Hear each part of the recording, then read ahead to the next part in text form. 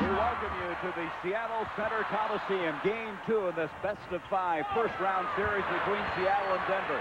And Denver with the early lead, 6-2, as we have 9:43 to go in the first quarter. Kendall Gill missing there. Michael Cage tries to come up with it, and Detlef Schrempf has a jump ball. I'm Gary Bender along with Jack Gibbons.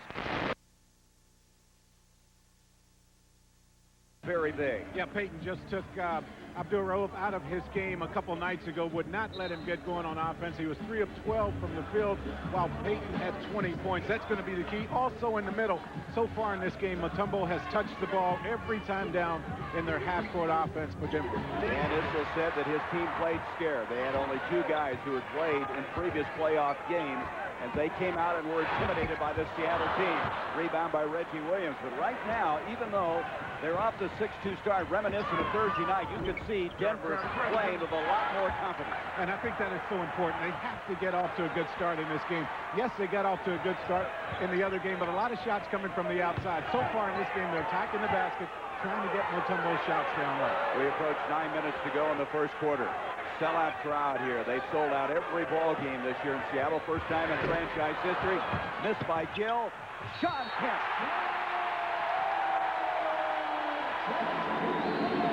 The man-child, the 24-year-old two-time All-Star with a chance for a three-point play. This guy flat plays off the emotion of this crowd, and it's loud in this building. And he understands what he is going against Mutombo, one of the best, if not actually the best, shot blocker in the NBA. You can't leave it up there. You have to take it right to the hole, and Kemp completes the three-point play. As an end result, we have a one-point game. You mentioned Mutombo. We averaged 4.1 blocks, 336, leading the NBA, setting a franchise record, and also, in only his third year, has the career record for block shots in Denver. Mutombo, the double on him. As he tries the wheel inside, he hooked him, and that's 2. And that's exactly what Dan Issel didn't need, is to get his Warrior in foul trouble early. Well, the real important thing about that, as you look at Dan Issel, is Mutombo is the guy on this team that works the hardest. And because of that, everyone else, it filters through the rest of the team.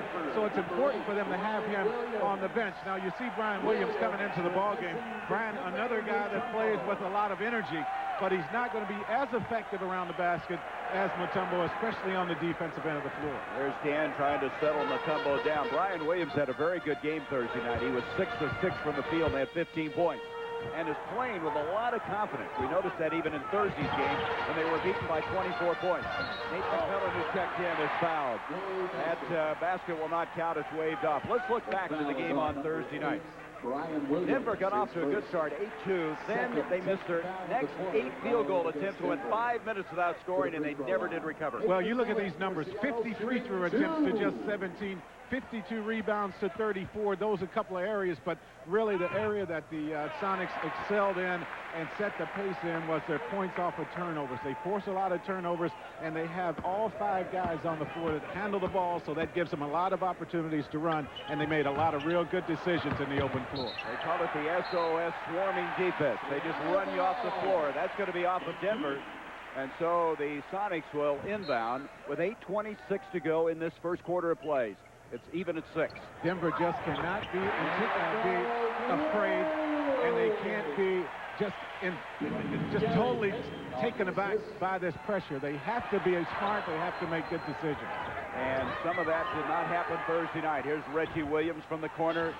John Kemp had the inside position on Brian Williams. Look how he handles it, the open floor. Yeah, that's just so tough when your big people can bring the ball out and lead you on the fast break. Well, this whole team has interchangeable parts. They have guys who can play more than one position. So versatile. Gary Payton rejected by Reggie Williams. John Kemp's got it. A little jump hook. Bottle tipped inside by Michael Cage. Look at Seattle getting multiple opportunities. Kemp has a block, reloads it. They still didn't get it to go. And here's Kendall Gill. And it's still being fought for. And Kemp has it blocked by Reggie Williams. Hey, what a melee that was. Yeah, but I tell you what is so impressive about that. And it's okay. The Sonics scored. but Denver is setting the pace on the inside. They're not going to lay down, play dead here tonight. They're not going to allow the Seattle team to intimidate them, at least here in the early going. After that, Payton hits a three. After all of that activity, he just drives a stake in your heart with a tray from outside. Well, give him that. That's okay. You just have to come back and respond. Now, that air ball is not going to help the Nuggets at all. And Seattle's on a 9-0 run, and we're going to have an offensive foul on Kendall Gill, as he could not stop his forward progress. You mentioned the rebounds in game number 1. Look at this, 52-34. Mutomble's the only guy that had any rebounds at all. Well, they had 18 offensive rebounds in that game, did the Sonics. They got about 8 on that last exchange. So that's one area that the Nuggets are simply going to have to make sure they put bodies on people, keep them off the offensive board. So after a 6-2 lead, now 11-6 lead for the Sonics. This is very reminiscent of Thursday night when they jumped out 8-2 and then couldn't hit a shot. Well, they went through that 5-minute stretch. Yep. And there's Mahmoud Abdul-Rauf not going in. Boy, this is a replay of what happened Thursday. They went 5 minutes without scoring, and now here is Michael Cage chasing it down. You get the sense the Sonics are playing with a frenzy out here. They are on a mission. Well, the real thing, though, is the fact that the Sonics are getting to every loose ball. That happened in the other game. That's where they excel. Payton picks up the foul. The Nuggets wanted the timeout. And that's what they do. They'll run you off the floor as they come out and pick you up. Timeout, 13-6. Seattle with the lead. Timeout, Seattle. This shot by Payton comes after a flurry of action around the basket. It's a three-point jumper that goes down, and we talked about the importance of that point guard position. Gary Payton against Abdul-Rauf. Look what happened in the last game. Payton totally dominated. He did not allow Mahmoud to bring the ball up the floor. He totally took it out of his hands, and his shots were rushed. He shot 3 of 12 in that ball game. And interestingly enough, he hit his first 2, then only hit 1 of his next 10. Shows you how he did take him out of that. As you see this run now, 11-0. Rodney Rogers has checked in for Denver. Denver's 2 of 10 from the field. On the other hand, Seattle 5 of 13. And they gang up on LaFonso Ellis, knocked out of bounds. It'll be Denver's ball with 8 seconds on the shot clock. Well, as I watch Mahmoud Abdul-Rauf try to get over screens, Payton is all over it. Well, is that surprising? I mean, well, this team is all over you, every one of them. And there's Mahmoud. He needs to get something to go. Rebound, LaFonso Ellis went up high, and he is fouled. And as George Karl said about LaFonso Ellis, he is a guy that gives them courage. He has a big heart, and they really need that tonight. Well, they're going to need some action, but George Karl was interested in talking to him today. He said they had the worst 3 days of practice earlier this week as they've had all year. He was totally concerned coming into the ball game a couple nights ago, but it was obvious he didn't have any reason to be. These guys are ready to play. Ellis bounces that one in.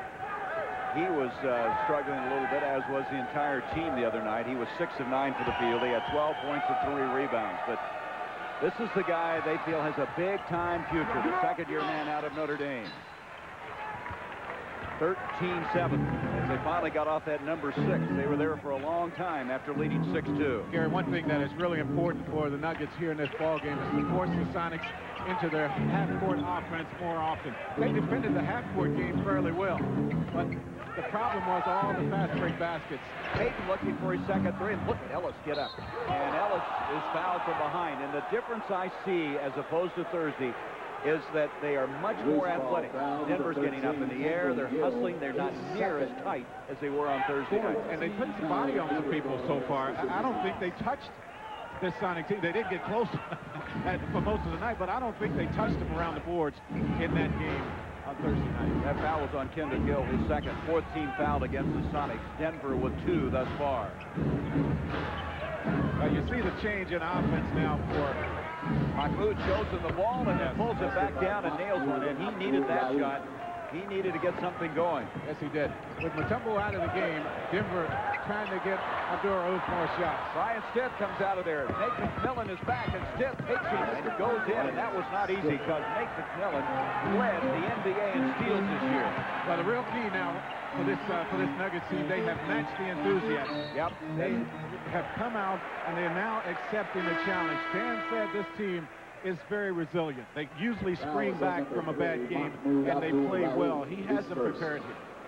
Devin Shrimp now into the ball game. The thing that he said about that resiliency, he said we needed to go through that thing Thursday night to make the next move up the ladder. Utah in a bizarre game defeating San Antonio. That's the only word I can think of, bizarre.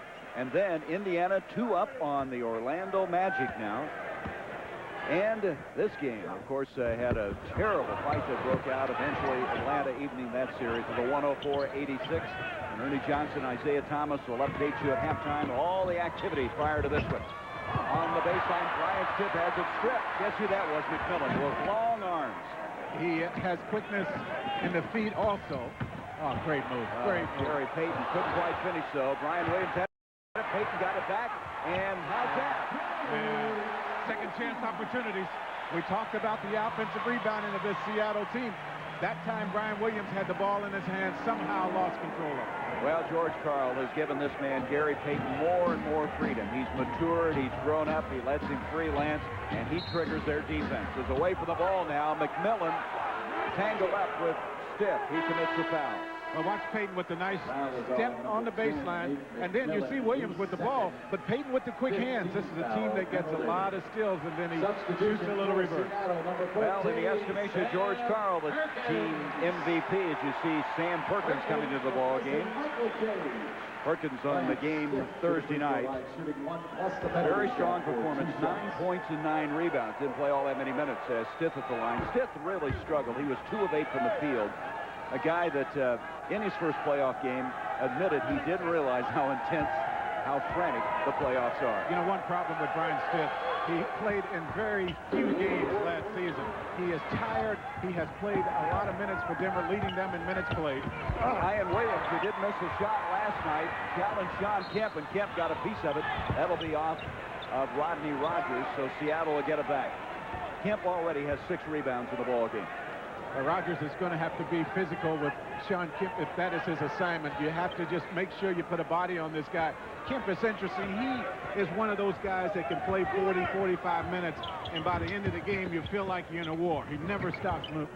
Never stops moving. In fact, Karl wants you to average 40 minutes a game. There's that rebound by McMillan. Right now, Seattle getting a lot of opportunities at the basket. Multiple shots. Detlef Shrimp goes in. Shrimp led him in scoring Thursday night with 21 points. He was 13 of 14 from the free throw line, and he's going to be sent there again. Well, all of this is happening because of second chance opportunities. You think back to that three-point basket that Payton nailed down, and then this shot by Detlef because of the quickness of this Sonics team. Brian Stiff committed the foul. Robert Pack and Ricky Pierce getting ready to come in after this free throw. As Mahmoud Abdul-Rauf will come out. There's what I was talking about, the 21 points. Those free throws, the 13, second most by a Sonic in the playoff. They've had 3 other guys who were able to hit 14 in previous playoff games. They got 52 free throws. Excuse me, 50 free throws in that ball game. So Detlef Shrimp waits now while they do a little housekeeping around the lane, and here's 34-year-old Ricky Pierce. Pierce came in the second quarter on Thursday night and exploded for 11 points. I thought that little stretch he was in there in the second period really blew Denver away. He came in, he knocked off 11 quick points, and before the Nuggets knew it, they were down and this game was over. Alfonso Ellis, he runs the floor so well, and that's what concerned George Karl. They didn't even get shots like that on Thursday. They're getting more opportunities and better look. Here's Gary Payton. Payton, a leaner. And now you have to understand that layup by Payton came off of a made basket. The Sonics beat the Nuggets back the other night on made baskets. Usually it happens on misses. That's an area they cannot afford to lose here tonight. The old transition defense. Robert Pack, who's come into the ball game after Alfonso Ellis. Ellis with Perkins on him. 6 seconds on the shot clock. Now with 4. Ellis, nice, high, arching, right-handed shot, and he has 5 points. Yeah, already a whole lot different look in the face of Ellis than the other night. Yeah, here's Ricky Pierce. Pierce not able to get a rebound. Rodney Rogers out to Pack. Pack can really leap. And the trailing Williams, and the give to Brian Stiff. And this is such a different-looking Denver Nugget basketball team tonight. They are doing some things they weren't even close to accomplishing Thursday night. Just shows you, you give this team one shot at the basket. you're going to get opportunities to get easy shots on the other end. They didn't get many in the last game. Stop by the U.S. This program is authorized under broadcasting rights granted by the National Basketball Association. Any publication, reproduction, or other use of pictures, descriptions, or accounts of this game without the express written consent of the National Basketball Association is prohibited. We have a number 1 seed against the number 8 seed. The number 1 seed gets a home court advantage, and look how big that is. And then the home court team won the first game. That bodes well for Seattle. Yeah, I think their chances to winning this series very good. But you've seen a totally different team. Dan Issel can even smile here in this ball game. I guarantee he didn't smile Thursday night. He was grim and didn't enjoy it at all. In fact, he told me a couple of times he thought they were putting time back on the clock. Well, you know, Dan said he wasn't totally surprised with what happened in that ball game. And he thought they did enough things well in that game that they could come back and make it the kind of game it's been so far. And here's Denver coming out aggressively on defense, but that looks good with a nice left-hand touch off the glass. Grip now with 3 points, 20-19 in favor of the Sonics as we have 2:15 to go in this first quarter. Robert Pack, the leaper who was second to Isaiah Ryder in the slam dunk competition this year at the All-Star game in the Twin Cities. And there's Brian Williams. That's the hustle that he's given him. But then he comes up with a steal. This team is averaging over 12 steals a game, which led the NBA. 12.8 to be exact. Every possession. Every possession. Perkins. Big. You just simply cannot give the ball back to the Sonics. You don't give them extra opportunities to score. He had 99 threes in the regular season. What an advantage to have a guy at his size, 6'9½", go out and shoot a three. Well, it pulls your biggest guy out away from the basket. Pulls the other team's defensive center out away, and that gives the Sonics opportunities to get to the offensive board. 2 seconds on the shot clock. Williams going to have to hurry, and he didn't get it off. Shot clock is expired, and the Nuggets weren't very aware on that particular sequence. No one was yelling or motioning that the clock was running down. As an end result, Seattle will get it. And here comes Vincent Askew in the lineup. Here is a defensive stopper, a guy who has career-high numbers in every category after impressing George Morrow when he played for him in Albany in the CBA. And you can see the Nuggets with 4 turnovers thus far. Yeah, Vincent Askew has had a super season. He has been able to increase his numbers in virtually every category, and George Karl has plenty of confidence in his game, especially what he can accomplish on the defense. A little mix-up there. The Sonics turning it over. 23-19 Seattle. 1:03 left to go now in this first quarter of play. And obviously much better first quarter. The first quarter Thursday night into 30-19 in favor of Seattle. Well, what the Nuggets have done, they have forced the Sonics into their half-court offense often enough that they've been able to force some turnovers. Here's Ellis trying to post up inside. 8 seconds on the shot clock. Into LaFonso. 4 seconds. Pack with a 2 from outside. Going high was Rodney Rogers, but Vincent Askew's got the rebound. Here's Pierce. Ricky Pierce. Oh, what a play. Oh, my. Ricky Pierce threw that up there thinking he was going to get the foul, and every play like that gets this crowd louder and louder and louder, and the Nuggets had a hard time dealing with that. And it gets hotter and hotter and hotter in here. 7-0 run right now for Seattle. Reggie Williams, 10 seconds on the shot clock, tipped up. And we talked about a better first quarter, but they're not finishing this quarter very well right now. They beat Denver. Askew is fouled by Rodney Rogers with 8.7 seconds left in this first quarter. And that's the reason why you don't give this team extra opportunities. You'll see Ricky Pierce go to the basket here. That came off of the turnover, and every time it seems this team has taken advantage of the extra shots. You know, they sound crazy, but they're playing much better, even though they have a real opportunity to still trail 30-19 after this first quarter. Yeah, that's the one problem with this Denver team. You know, they're a very young team, and they can get discouraged off of a little run like we're seeing here. Dan Issel will grab his team during this break, and he will tell them, guys, this thing is not over. We just have to make sure we protect the basketball. Don't give them the extra opportunities. Because Denver looks much better tonight, even though they're going to drop behind right now, 27-19. There's just those little surges that is all set up by the defense, the Seattle defense. They just swarm all over you. Rogers with a 3, and that's the air ball, and that will bring us to the end of the first quarter of play. And here he is, the team MVP. The Sonics on a 9-0 run at the end. And Gary Payton with a strong first quarter. 7 points, 2 assists.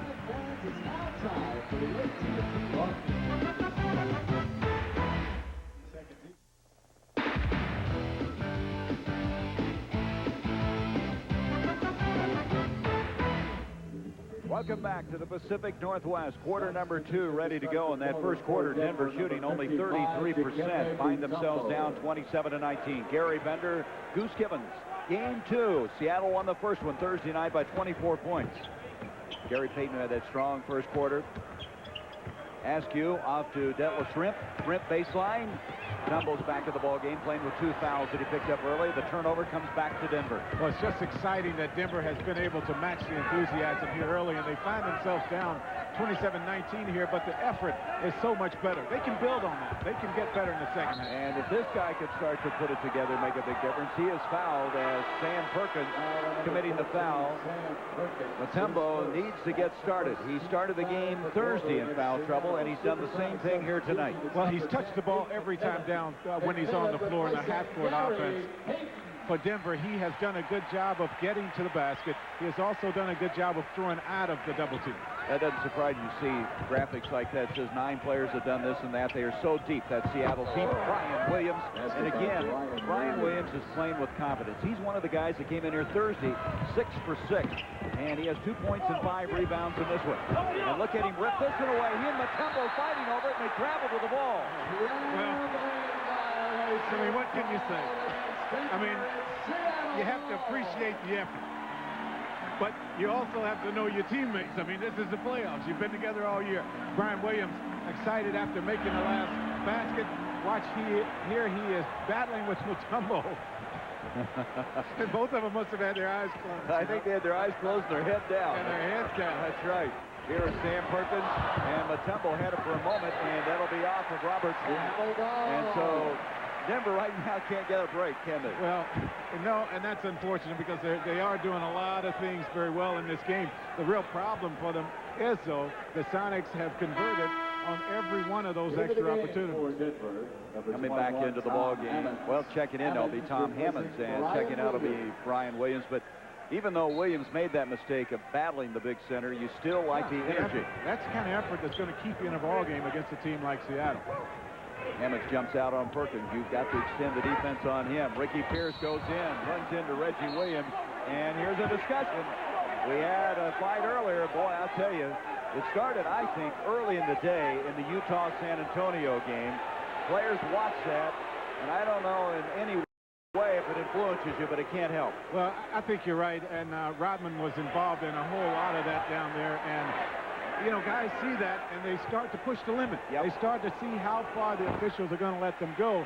And at this time of the year, when the games are more physical anyway, you have to be quick to blow your whistle and make sure it doesn't get out of control. Joe Crawford, Bill Spooner, and Bennett Salvatore, the 3 referees. Let's look at it, see how it got started. Ricky Pierce takes the ball to the basket, and Reggie Williams says he gives him a forearm to the chest, and fortunately the players jump in there. There was a technical foul.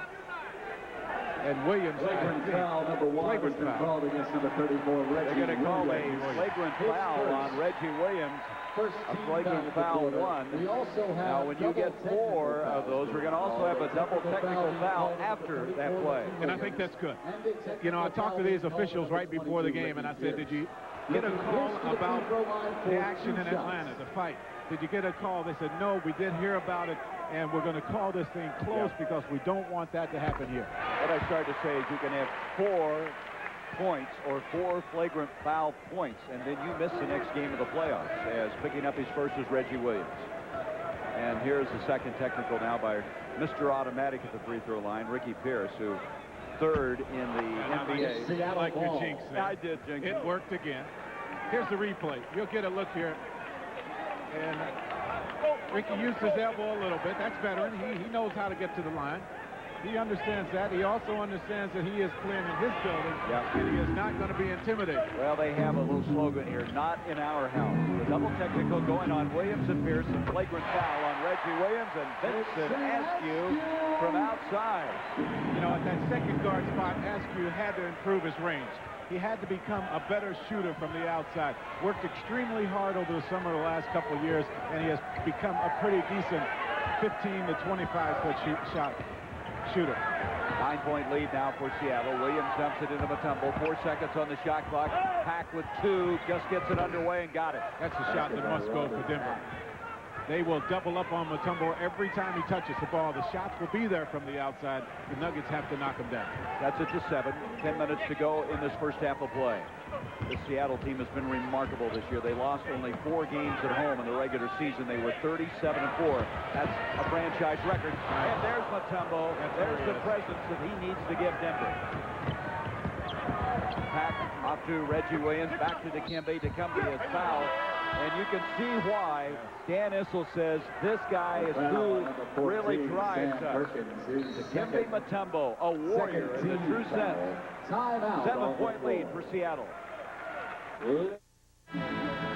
The Nuggets want to try to force the action here. They are employing various defenses. Here's one in the full court here. Now, the problem is, as you stop it right here, the problem is everyone on the Sonics team can handle the ball. Watch Detlef right here. Stith is here. Brian Williams is right here to kind of get the double team. Detlef is going to make the pass right here and then go here to this area. That's where you beat this full court pressure. He'll get a shot out of it if you roll it.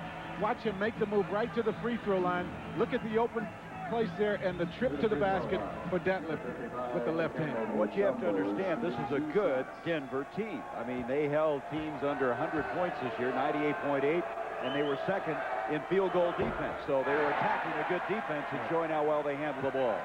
Well, it's just so difficult because there's always an outlet when you have 5 guys on the floor at all times that can handle the ball. Right now, Denver 4 of 8 from the free throw line. They shot 72% as a team. That was a franchise low, even though Mahmoud Abdul-Rauf led the entire NBA and almost set a record. Missing a free throw on the last day and did not pass Calvin Murphy's percentage record. There's a reach in by Pack. Out it comes now to Perkins. What you're seeing tonight is Denver active, coming after him a little bit. They didn't have that Thursday night. Here is Smith with the rebound. Not Dikembe down. They're kind of tough on their own teammates. They're tough on their own people. Here's Pack. Look at his athleticism. Rebound is cleared by Sam Perkins. Now, on these misses, they must get back and they must stop the Sonics.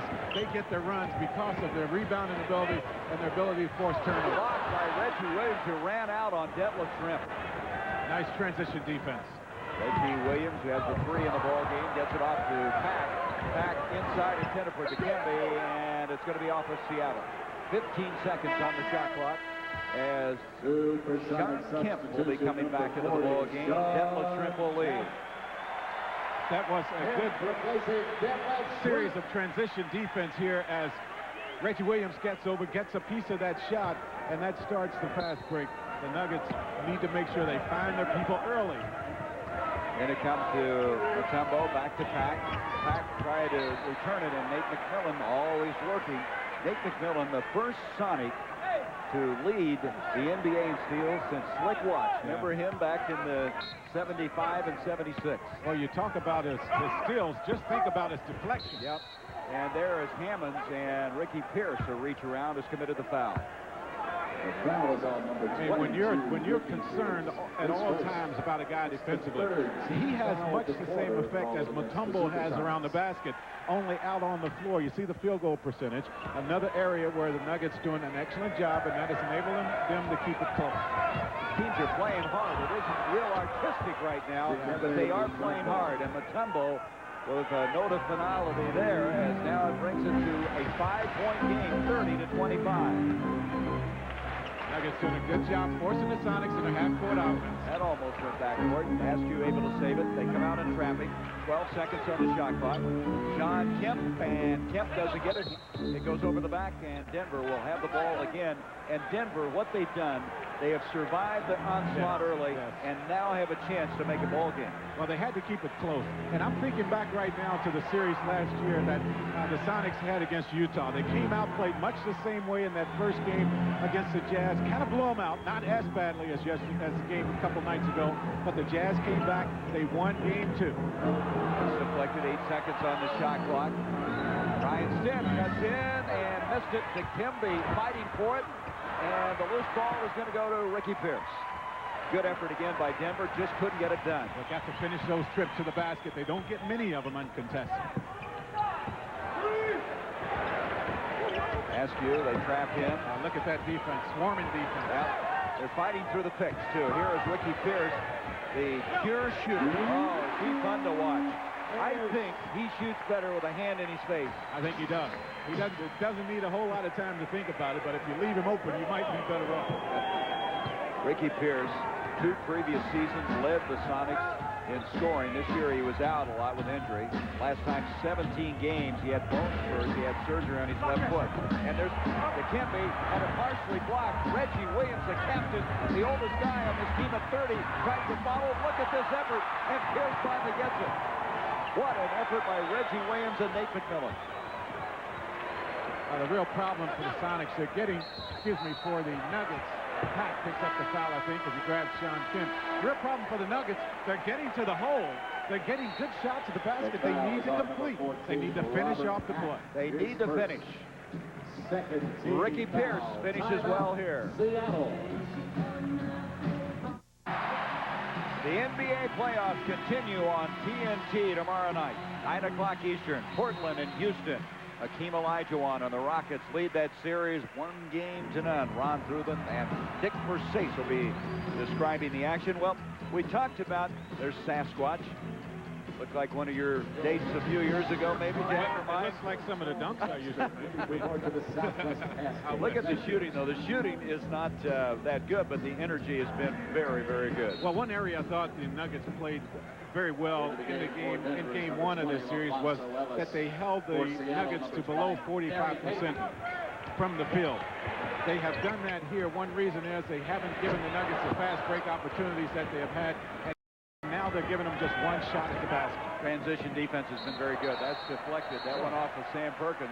Dan Issel still with the quick hands over on the bench. Yes, sir. Well, he was the all-time leading scorer for the Denver Nuggets when he retired. He was surpassed later by Alex English. Number retired, the Kentucky Gentleman. And he is still the all-time leading scorer at the University of Kentucky. So I tell you, you Wildcat guys stick together, don't you? I finished 100 points behind him. I finished in second now. I'm in 3rd place now. And there's Reggie Williams. And Reggie Williams has missed 9 shots in a row. He hit his first shot, a 3-pointer. Marty Aronoff staying on top of the fact Reggie's had the opportunities. And there is Payton. You don't give him looks like that very often. Well, you just can't. And the thing that Denver has to make sure they don't do is they can't afford to have mental lapses, whether it's 1 or 2 trips down or whether it's over a 2 or 3 minute period of time. They have to make sure they stay sharp on defense, find their people in the transition defense. Biggest lead of the ball game now, 10 by Seattle. Dikembe moving on Perkins. Great effort, but again, it will not go. He worked so hard, couldn't get it over the front of the rim. A smart play by Kemp to pull that arm back. He almost goaltended that. Here is Sean Kemp. Kemp exploding across the middle. Reggie Williams tips it out of bounds. 11 seconds left on the shot clock, and that gives us an opportunity to remind you at the conclusion of tonight's game, we'll be selecting the Budweiser player of the game, and Budweiser will donate $1,000 in his behalf to the United Negro College Fund. They are holding the Nuggets, holding the Sonics in their half-court game, forcing them to take shots like this. And as the shot clock expired, he hit it. But still, the pace is to the liking of the Nuggets, I think. Well, last night they got to running on Denver and just almost ran them out of here. Sure. Even though they are down now by 12, they have slowed that down. There's LaFonso Ellis, blocked by Kemp. Dikembe Mutombo tries to follow, and this time Perkins has got it. Kendall Gill, who just checked in a moment ago. Kemp has 3 blocks in this ball game. Well, Kemp not doing it on offense. Hasn't shot the ball well, but he's still very effective. Look at that reach in by Reggie Williams, and here's Brian Stiff finishing. Brian Stiff. Reggie Williams was one of two players who came into here with playoff experience. He's the quiet, silent captain at 30 years of age, and he was really upset the other night. He fouled out. He played only 18 minutes in the ball game, and he's come back and played hard here. Yeah, I like the way he's responded since picking up the technical foul. The flagrant foul against Ricky Pierce. He is not backing down at all, still playing just as aggressively as he did starting this game out. Rahj'iladelphia has taken only 2 shots. He's hit one of them. LaFonso Ellis gets that ball high, doesn't he, when he shoots it? Off it comes out of Payton. 4:05 to go in the first half, and Williams reaches in and commits a foul on Gary Payton. Once again, you have to pick these guys up early. Now you'll see it from the rebound, and look at how the Sonics get out on the break. Perkins forces the miss by Ellis, and then watch how quickly they get down. Now you need to start picking this guy up right now. Mahmoud waited too long to pick him up, let him get to the paint, and that's too late. They did call the foul on Mahmoud, not Reggie Williams, as Payton misses a free throw. This is the only area of Payton's game that's down a little bit from last year. Look what he had in game 1. 20 points, 7 assists, 4 steals, played 34 minutes, just had an outstanding game, and tonight he's 0 for 3 from the free throw line and gets his first.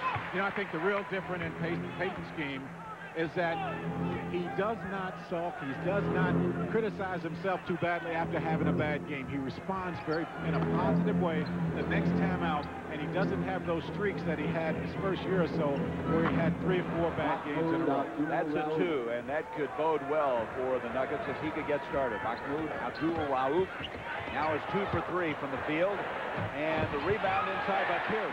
Pierce is always doing that, isn't he? He's inside, causing problems, follows so well. He is so smart. When you have a guy that likes to score points, you know they're going to be intelligent and finding ways to get shots at the basket. The offensive board is an excellent way to do that. 3:20 now left in this first half. Well, you look at that score, and I'm just surprised that the Nuggets are down as much as they are here. Well, they haven't shot well. They've played hard. They've made some things happen. They're playing with some confidence, and they're not being embarrassed. Thursday night, they were in the throes of just wanting to get this thing over with and get out of here. 40-31, 7-point lead. Biggest lead has been 12 by Seattle. Kemp backing in. Look at this. 2 big giants going after each other, and he still got it over Mutombo. I think the real key about that play, George Karl over there, he knows he's going to need Sean Kemp to become more effective offensively. He's called his numbers 2 or 3 times. Mahmoud is fouled as he takes it inside, and we've got a timeout. 2:44 left in this first half. Watch this play. They get it inside on the alley-oop to LaFonso Ellis. The Supersonics. Timeout, Denver. The NBA playoffs on TNT are brought to you by Lexus, the result of relentless pursuit of perfection. And by Champion. It takes a little more to make a champion. General Manager Bernie Bickerstaff for the Denver Nuggets has a very unusual interest in this ball game. He helped develop both ball clubs. Let's start back in Seattle. Yeah, he got this team going, and the Nuggets liked what he did so well, they brought him down there and said, hey, can you do it with us? I think one thing that he did that really was a big move is when he named, and here are the picks that the people that he has put together for the Nuggets, but he gave Dan Issel an opportunity there, and Bernie deserves a lot of credit, not only for the players that he brought to that team, but also for giving Dan the job and giving him the confidence. Dan Issel said, Bernie, I wish you had done such a good job in Seattle. That's what he was telling us the other day. Have to play against all this talent. But he did. It was an unconventional move when he hired Dan Issel with no previous coaching experience. He'd been the TV analyst for 4 years for the Nuggets. And the Sonics showing their depth again. I mean, they just are the deepest team. They have 9 guys average over 20 minutes a game. And George Karl has wasted no time going to the bench and giving all those guys as many minutes as necessary. He can put so many combinations on the floor. And he keeps them pretty happy. That's pretty hard to do when you go to a 9-man rotation. But, you know, the thing is, if you know you're going to get minutes as a player, and you know from night to night how many you're going to get, you're going to be happy. And we have an illegal defense now, a warning against Denver.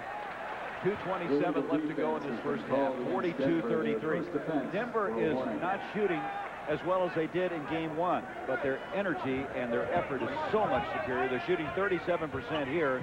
Game one at this stage, 41%. But I like the shots they're getting. It's not like they're throwing up a lot of shots from way out behind the three-point line and shooting it with 2 or 3 seconds on the shot clock. Hopkins gets a kind bounce, and LaFonso Ellis comes up with it. Here's Mahmoud Abdul-Rauf, formerly Chris Jackson out of LSU, and they needed that shot. As Mahmoud needs to get the hot hand for this team. He could shoot him back in this one. Here comes Kemp, and he is fouled, and Mutombo's committed his third foul.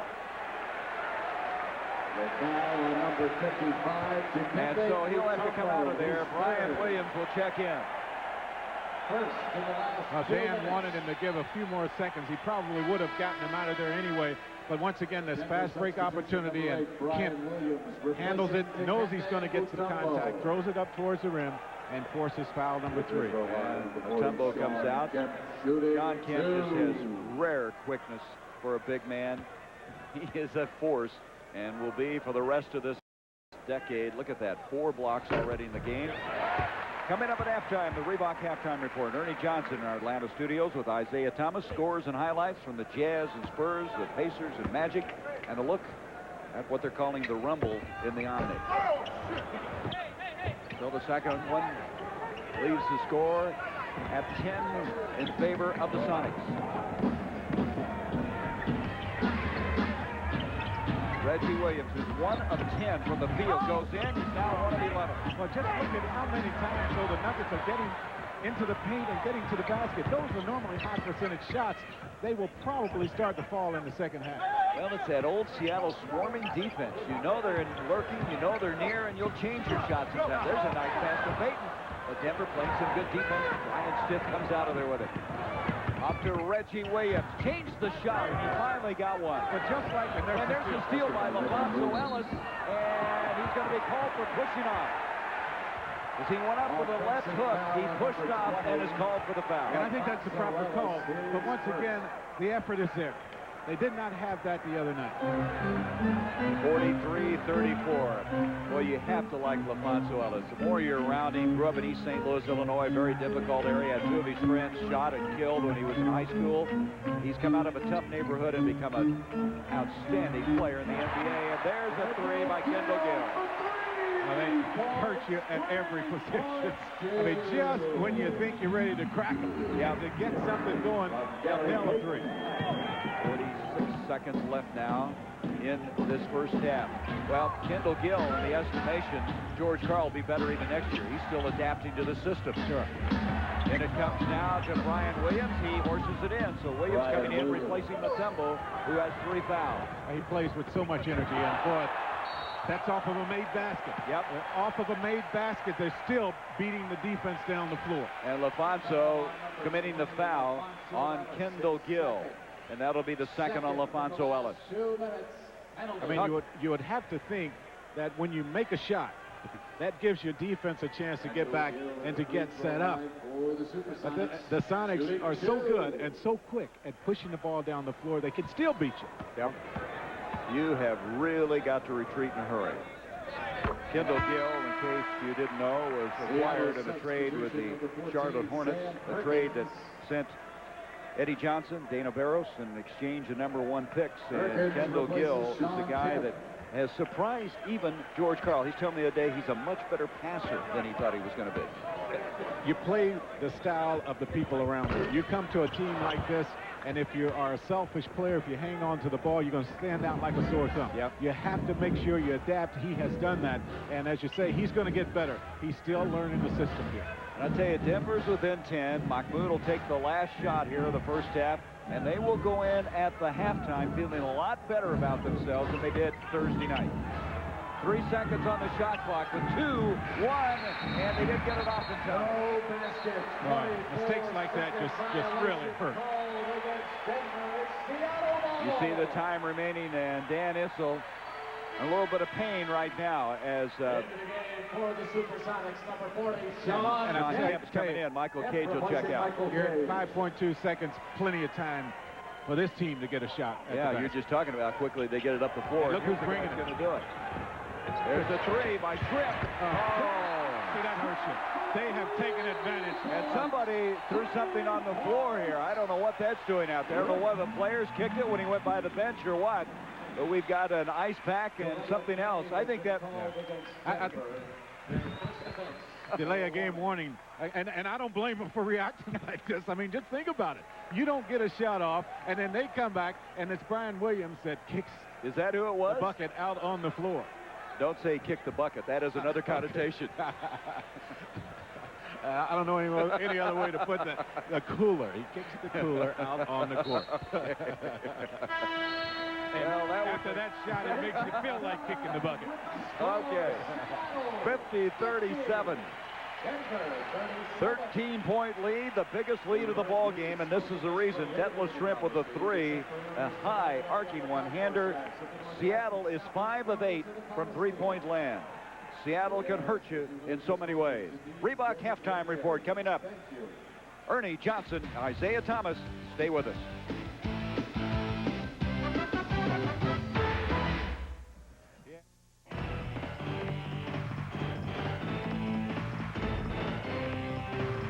The Reebok Halftime Report is brought to you by Reebok. We remind you that on Planet Reebok, there are no rules. Well, in Game 1 of the Denver-Seattle series, the Sonics had a 25-point halftime lead. Tonight, it's 50-37. Seattle up by 13 over the Nuggets. Ernie Johnson, Isaiah Thomas, the Reebok halftime report. The Nuggets with a better showing this time around, but, well, you really got to go some to keep up with the Sonics. Denver's playing well. They play better. They're playing much better than they played the night before. However, Seattle is just—they're on a mission. Their purpose, their focus is just far superior than anything Denver has ever seen. Trying to take care of business and go up 2-0 in that series. Let's run down the other action today as we hit the board and we see that Utah beat San Antonio 96-84 to even that series at a game apiece. The Spurs had an 0-for-25 stretch for 16 minutes during that game. Indiana up 2-0 on Orlando, winning both of those games in Orlando. 103-101 was the final today. And in Game 1 of our TNT doubleheader, it's Atlanta tying up the series with Miami 104-86. The story in that Hawks Heat game, of course, the bench-clearing brawl in the third quarter that resulted in the ejections of Miami's Grant Long and Keith Askins and Atlanta's Doug Edwards. It came with 2:34 left in the third. Let's pick up the call of Bob Neal and Doug Collins. Elo misses. Farrell rebounds. And the foul. Farrell will go to the line. Look at this. I'm telling you, it's going to get ugly, guys. Elo is on the floor, and Manning is off the bench. We have it going on right in front of our bench. There is a melee in the middle of the floor. The most significant thing thus far is Danny Manning came off the bench. Look at Kevin Locke. Boyle. Oh, man, somebody come in from behind and pop somebody. This is ugly, guys. Doug Edwards, the Atlanta Hawks rookie, came off the bench. Alvin Gentry has Grant Long right in front of our table here, trying to hold him back, and it is still not over here in Atlanta. Well, thankfully, now it is over in Atlanta as far as that melee goes. And you heard Bob Neal talk about Danny Manning coming off the bench. A lot of guys off the bench. The league has the tapes. They will review them, and you know that it'll be fines and suspensions surely to follow after the incident in Atlanta tonight. We want to get your take on that whole thing, Isaiah. We'll do that when we come back on the Reebok Halftime Report.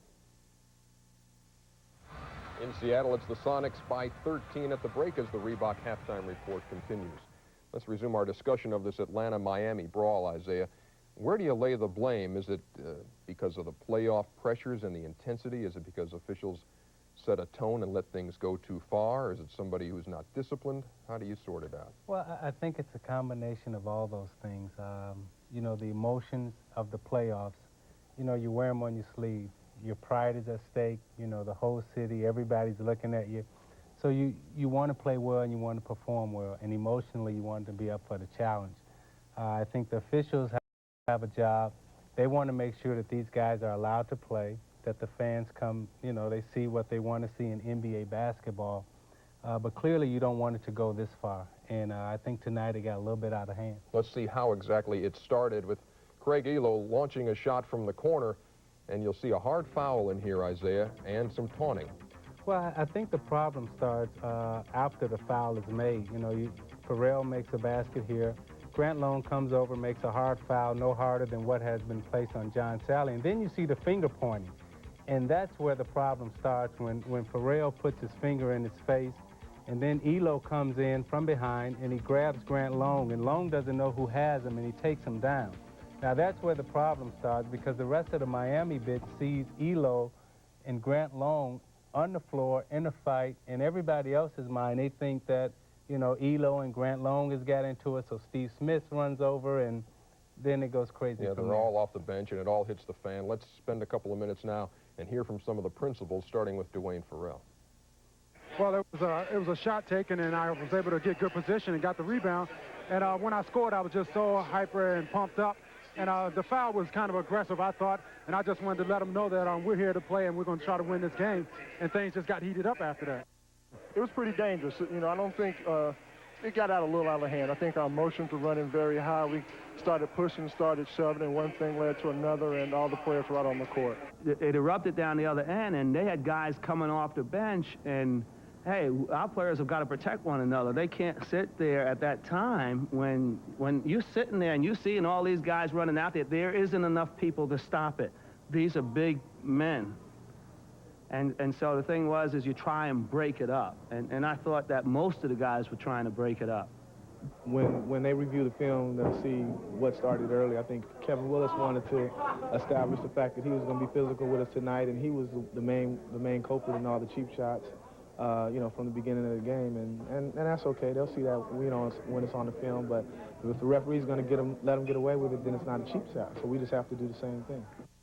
We should point out that our crew was at the Omni, tried to talk to Grant Long about the situation. He declined any interviews.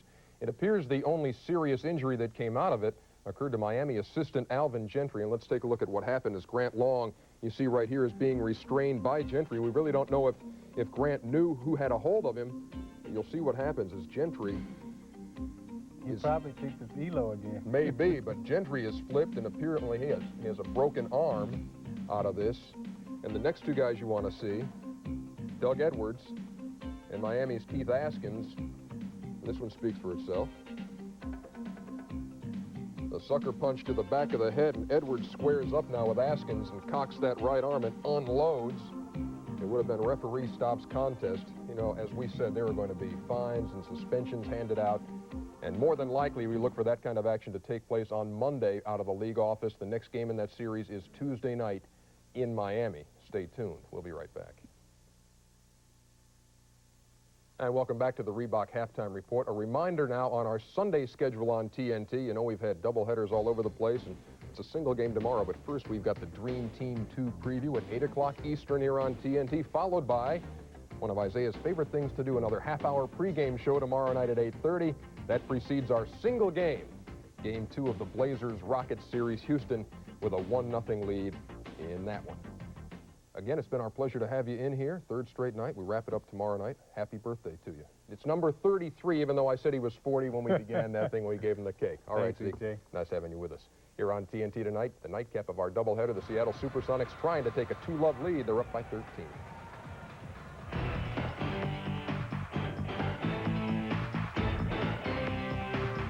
The Reebok Halftime Report has been brought to you by Reebok, who reminds you that on Planet Reebok, there are no limits.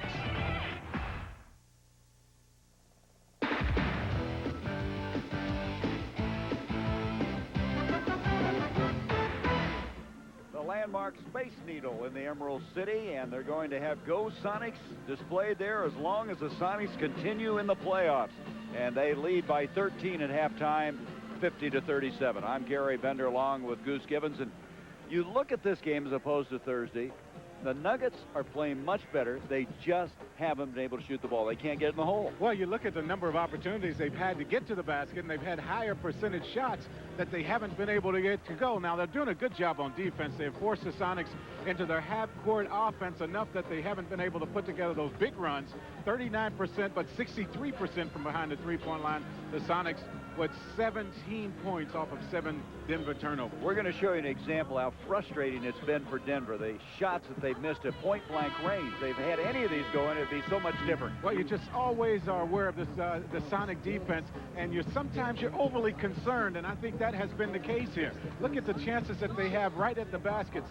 Stith is going to get to the hole. This is the shot that he makes, but you think Kemp is going to come over and knock the shot away, or you think someone else is going to come, you end up missing those shots. But speaking of shooting, Payton was deadly from outside. They were 5 of 8 from three-point land in the first half. And a couple of these three-point baskets came off of second chance opportunities, and then you get to force a turnover here to end the game, the first half, and Detlef knocks down the 3.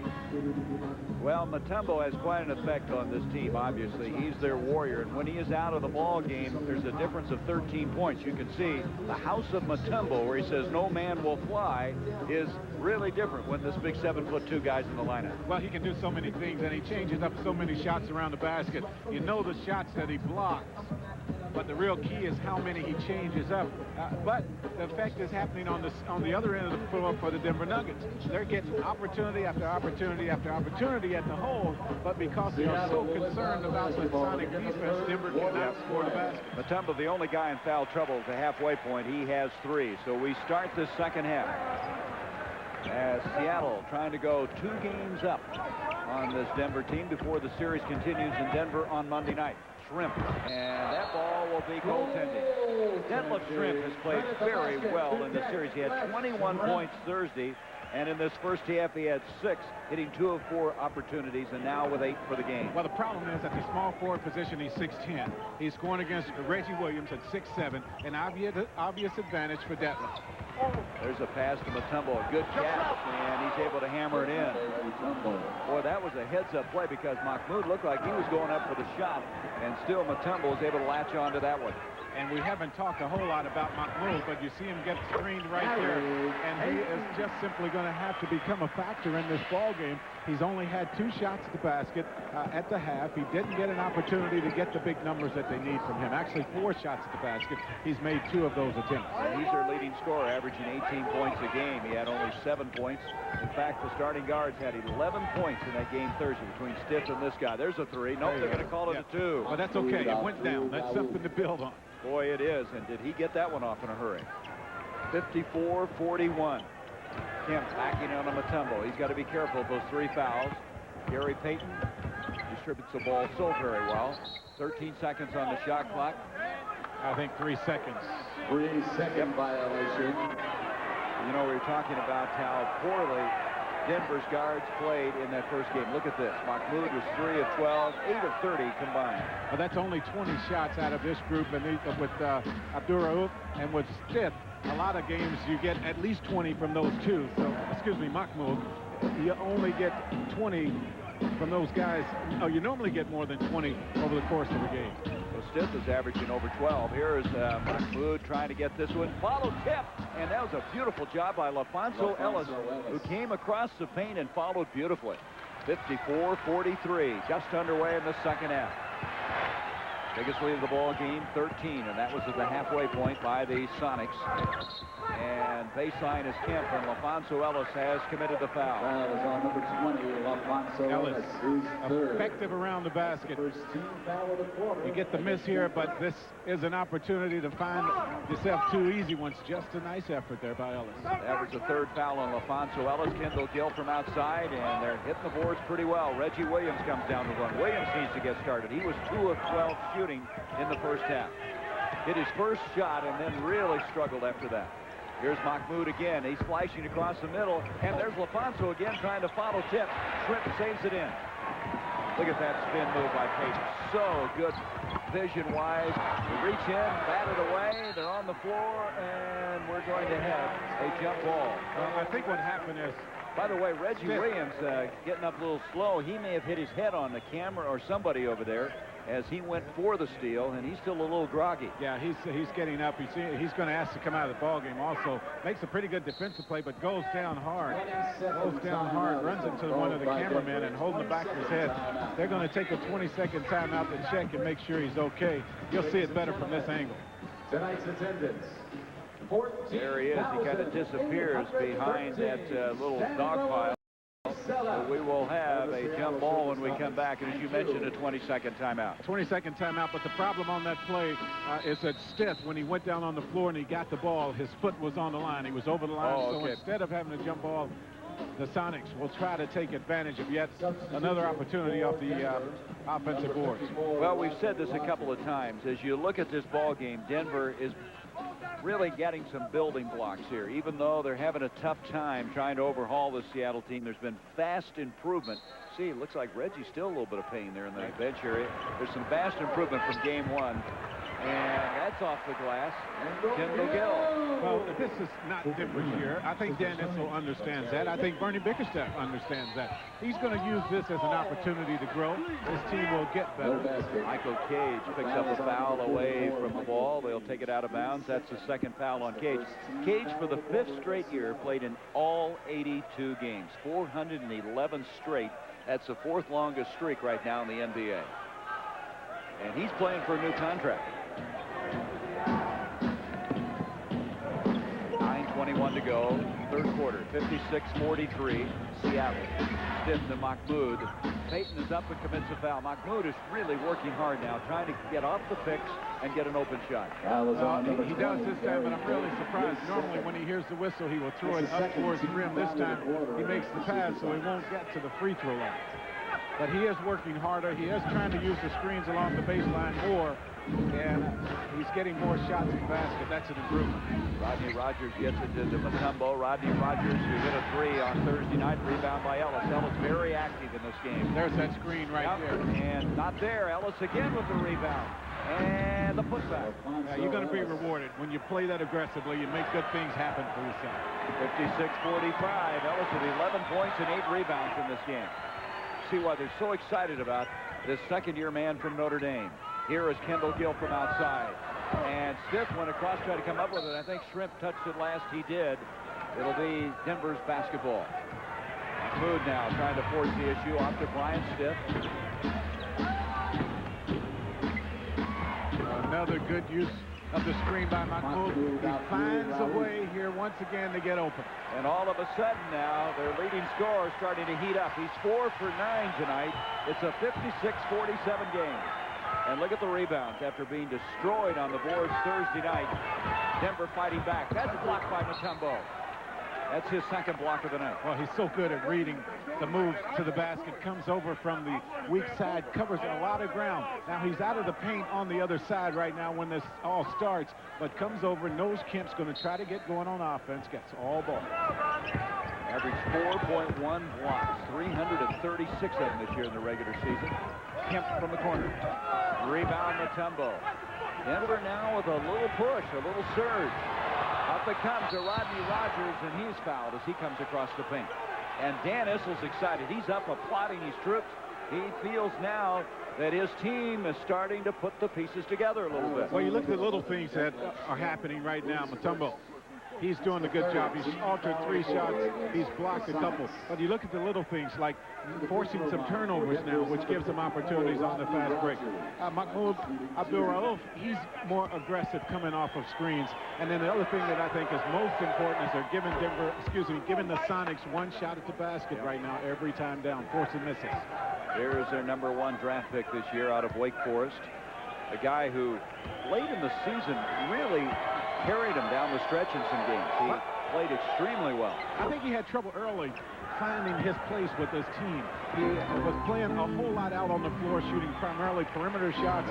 Later in the season, he started to use that big body to get to the basket and he got to the free throw line a whole lot more because of that. When's the last time we were able to say the Nuggets are on a run? They're on a 10-2 run. It's always been Seattle in this series, but they're on a 10-2 run and seemingly have settled in. A little of that anxiety has subsided as Mahmoud Abdul-Rauf has committed his 3rd foul. The tempo is much more to the liking of the Nuggets. And you see his reaction. Thought he made a good play there, stripping the ball away from Devin.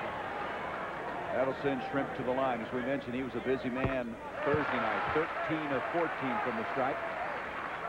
That's a real good indication right there of the problems the the Nuggets have matching up against this guy at 6'10" at the small forward position. Yeah, and he's so versatile. He can take you inside, move outside, but that's the whole story of Seattle. They have all those guys who are multi-dimensional. It's 58-49, 7:42 to go in the third. Mutombo has a double on him. They swing it around. Rogers with a three. Yes. And that's what surprised Dan Issel, how well this guy can shoot from long distance. Well, he knew he had range. And there is a good effort, but it's going to go over to Seattle as Bryant Stiff trying to come up with it. They'll have it with 21 seconds on the shot clock. 7:27 to go in the third quarter. Yeah, he just didn't know that Rodney Rogers could step out and could knock down the shots from behind the three-point line as consistently as he has. Got 9 points, three-point baskets in about 8 seconds against the Utah Jazz in a game that they still ended up losing by 1 point. Now, that's what Issel said. They forget to remind you they still lost that ball game. Here is Payton with a three. And Mutombo had it taken away by Michael Cage. That's the reason he led the NBA in rebounding one year, 87-88. And that's his tenacity inside. And that's also the reason why the Sonics start him at 6'9" at the center position. Sonics getting a lot of opportunities, but they still don't get the ball in the hole. Here's Rodney Rogers. Rogers, baseline to Bryant Stiff. Good job. Bring it back. Make sure you get a good shot. I mean, every possession against this Sonic team is very, very important. Now they extend that defense, and they come chasing out after you. When you pull up the dribble, look out. Here's Ellis, and three. Sonics are there, and they almost lost it. Kemp saves it. 58-52 in favor of the Sonics. Out it comes the Shrimp. He had a notion at a three. Now goes in against Rodney Rogers. Tried to draw the foul. Here it comes the Stiff. Stripped by Sean Kemp. Kemp will come back 3-on-1. Boy.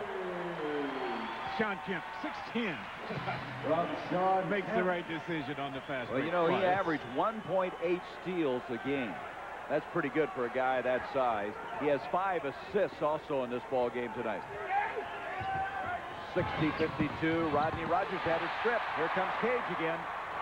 And DeGill and their defense, and that will be a foul on Bryant Stiff. Their defense has pivoted this game back again. That's the key.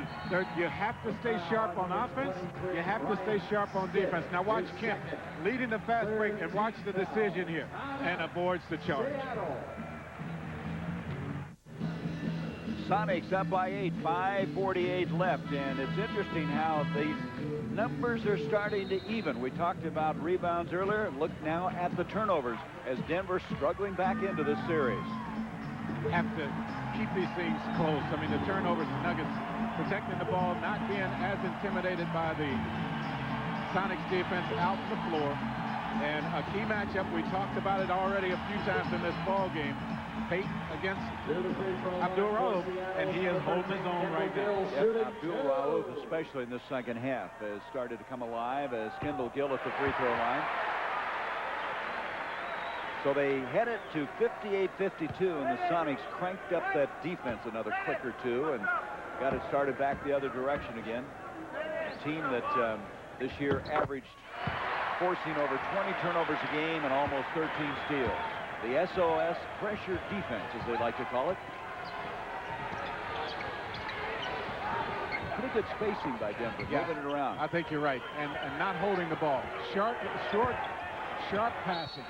And Dikembe doesn't get the bounce, but he's got the foul. You know, the Sonics, with that pressure defense, they try to force you to do a couple things. They try to force you to hang on to the dribble.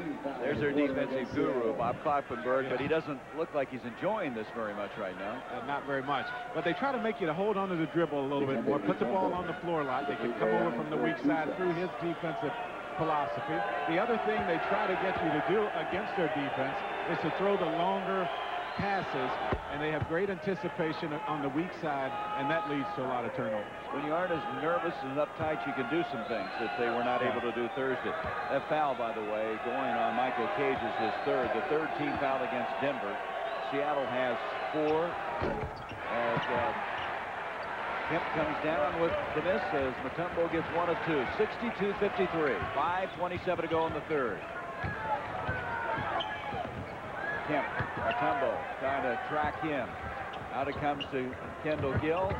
Gill double team, drives right down the baseline. 6 seconds on the shot clock.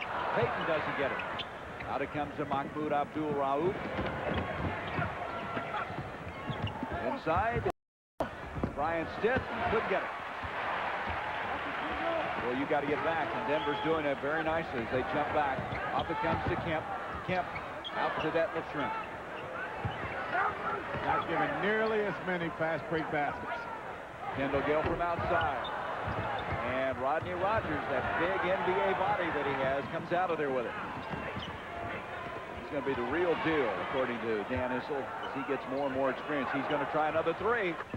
Nice looking left-handed shot. Boy, the tempo, it's just what the Nuggets needed here in this ballgame. 62-56, and a crowd getting a little anxious here at the Seattle Center Coliseum. Schrempf driving in, and rebound by Michael Cage. He is so strong. He just ripped it out of there. That's his 6th of the night. Kemp inside. The Cage, he lost the handle. 15 seconds on the shot clock. They're everywhere right now. About as confused as I've seen him on offense, but still Payton with the high shot off the back. They may be confused. Boys, their energy level there. They're just flying everywhere. Well, they're just so quick. Yep. Payton with 15 points. Mahmoud tries to answer at the other end. Kemp with the rebound. They can correct mistakes because of their quickness. Baseline it goes to Payton. Rebound Kemp. Kemp tries a left hand. Mutombo just rejected it. Out it comes to Mahmoud. 2-on-1. And to Rogers, nice catch. That was not an easy play for Rodney Rogers. It was not an easy pass as well. They're within 6, 64-58. What a difference tonight is as far as Denver fans and players are concerned. 10 points for Rodney Rogers, and all of them have come in this quarter. They double on Schrempf, Kendall Gill, and Mahmoud Abdul-Rauf reaching in, commits a foul.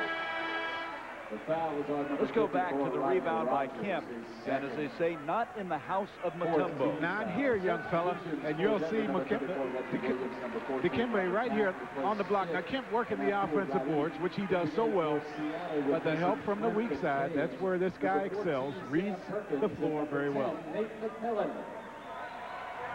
Kemp, by the way, is 3 of 13, and Mutombo has blocked 3 of them and altered 4 other shots. So that's an interesting combination there. And let's take a look at tonight's action. The GMC Truck Scoreboard. Utah over San Antonio. That series now even at 1, and they'll go at it again Tuesday in Salt Lake City. And Orlando down 2 games, and Atlanta evened that one with Miami. Look at that. Cycli got in some foul trouble, but did not score in that ball game. 65-58. 3 minutes left in the third. Rodney Rogers, now Nate McMillan has picked him up defensively. He's come off the bench. Funny how that works, huh? You get a guy hot. Yep, bring in the stopper, right? Bring in McMillan. Here's Rodney Rogers. Nice pass. Mutombo, and he's fouled. Well, if they could finish some of those shots at the hole. We've got a timeout. 2:46 left to go. Denver hanging around here. Down by 7. The NBA playoffs on TNT are brought to you by GMC Truck, the strength of experience, and by Dutch Boy. Give your home the look that lasts. Sonics 65, the Nuggets 58. 2:46 to go in the third. Payton Place. Seattle Center Coliseum, and not in our house. And this house is going to be renovated. They're going to spend $74 million starting in June after the playoffs end. And they will have the floor lowered 35 feet. They'll have a capacity of 17,500. You see the architectural rendering. They will play in the Tacoma Dome next season. They have plans to have this completed by October of '95. And what a time to expand the seating. You come off your first season where you have sold out all 41 ball games here in the Coliseum. So a good time, a very exciting time here in Seattle. They know they can sell more seats to demand just tremendous for tickets. In this third quarter, Denver is shooting 50% from the field. Seattle, 29%. They're 5 of 17. That's the reason they've gotten back in it. Now look what the Kimby did on Thursday night. He got in a lot of foul trouble, 12 points and 9 rebounds. He only played in that ball game 29 minutes. Tonight, a different story. He has 9 points now, 2 rebounds, 3 blocks, and as we mentioned earlier, he had 4 altered shots. And here's Perkins. 3 of 8 from the free throw line. Rebound is cleared by Rodney Rogers. Robert Pack on the move. He up-tempos this team. There's a little jump hook, and that was not really very well done, as rushed a little bit. Off it comes to Nate McMillan. 2:25 left in the third. Kendall Gill got to get out on him, and Gill can't hit it. And blocked by Mutombo, and they still get it. Well, Kemp over the back that time with a nice tip. Well, you just can't afford to relax. You saw Kendall Gill wide open. He has been knocking that shot down tonight. They got a break, but they didn't come down with the rebound. Gill tonight is 3 of 10 from the field. Up it comes now to LaFonso Ellis. 67-59, less than 2 to go in the third. Pack. Off to LaFonso Ellis. Good-looking shot. Doesn't go, though. Kendall Gilbert's long arm comes down to the rebound. John Kemp stumbles and falls right in front of us. Looks like he's going to be okay. Fell over his own feet. He tries to duck in. Good defense that time by Rogers. Both of them go down, and Perkins hits the 3. Timeout. As Denver see this slip away again. 70-59, a minute 31 in the third. Well, just when you think you're right there, you lose your concentration for just a couple of trips, and the Sonics make you pay for it. Shot selection very important for the Nuggets, and then finding the people in this transition game. Kemp with the pass out to Perkins. He has been spotting up behind the three-point line, and the fans like it here in Seattle. And Seattle has been very effective at the three-point range. They have hit 50% of their trays, 6 of 12 tonight. And Sam Perkins, the only center in the NBA to lead a team in three-point shooting. Well, because he has been able to play around the fringe, he's extended his career, I think, maybe 2, 3, 4 more years. Well, they'd like to get the brooms out, but it hasn't been as easy tonight after that 24-point shellacking they handed Denver on Thursday night. Well, the real important thing here, I think, is for the Nuggets. As you look at the three-point field goals, they have played well enough that they know they can play against this team. It'll be a different story. Here's another 3, and so that's the 4th 3 of the night for Denver, and Rodney Rogers has kept them close, shooting well from outside. He has scored all his points in this third quarter, and it's 70-62. 13 points in the third stanza. Coming into the ball game now is Vincent Askew, number 17. Reggie Williams is also in, and he fronted Sam Perkins and reached around, and they're going to call him for a foul. Too many mismatches, too many size advantages as the Nuggets try to find a way to match up against the Sonics. Here comes Ricky Pierce in, and the thing that you're saying is that they have so much depth, they can send so many different combinations at you. It's like sending waves off the bench. Yep. As Perkins is one of those guys who has had such a remarkable year. He started 41 games and then has been coming off the bench. And he's a blender. He's a guy who just adjusts his game to wherever he is. You can see how effective he's been in the career playoffs. 15.5 points. Seattle, by the way, is only 14 of 24 from the free throw line tonight. 8-point ball game. Perkins now gives them a 9-point lead. Robert Pack seen a lot of action, handling the ball, trying to somehow survive trapping defense. And here they come after him again. Well, he comes in when they need a surge of energy. Pack is very explosive, very aggressive player. 7 seconds on the shot clock. Pack threw that one away. Askew can't save it, though. George Karl tried to help him over there. And Karl and John Kemp talking to each other, as they'll have 3 seconds on the shot clock. The inbound, 33.5 left in the third quarter. There's George. He said that at the start of preseason that the Sonics would win a national championship or world championship in the next 2 years. Going to be this year. And there's the ball stripped. Nate McMillan coming up with it. I told you about this defense that the Sonics like to play. They like to let you dribble the ball all you want because they feel with their quickness, their hand speed, they can find a way to pick your pockets. And Ricky Pierce is fouled. Yeah, the one thing you can't do is try to dribble against that trap. You got to space it, you got to pass it. They want you to try to split those two defenders and make a great play. Yeah, they just want you to dribble it. They want you, they play the passing lanes, they force you to put the ball on the floor, and as soon as you do that, they come from the weak side and they have it going the other way. Third foul on Rodney Rogers. There's that defensive guru, Bob Poppenberg, who has been around for a long time here in the Seattle area. What does that card mean? Well, I tried to get George to give us some information on these cards, but he guards that just like Fort Knox. He doesn't want anybody to know those secrets. By the way, Ricky Pierce has missed 2 free throws. That's a major story here. He is 1 of 3. He's 6th all-time in free throw percentage. And coming into this playoff, he was 3rd in the NBA. He at one time hit 75 straight free throws. 72-62. Last seconds of the third quarter. That was partially blocked by McMillan. You're going to have to hurry. Reggie Williams with a 3. And the third quarter comes to a close. Rodney Rogers with a powerful third quarter. His team still trailing by 10, but Rogers with 13 in the third quarter as Denver still in this ball game as opposed to Thursday night.